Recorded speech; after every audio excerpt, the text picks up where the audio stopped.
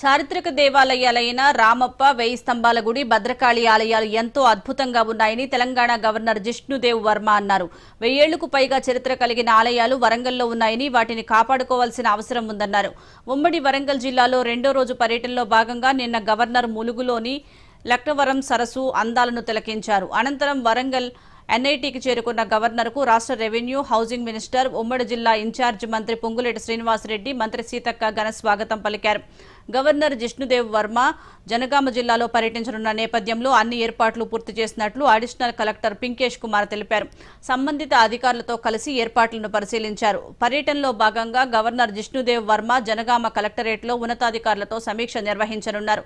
అనంతరం ఓబుల్ కేస్వాపూర్లోని వెంకటేశ్వర స్వామి దేవాలయంలో పూజా కార్యక్రమాల్లో పాల్గొంటారు.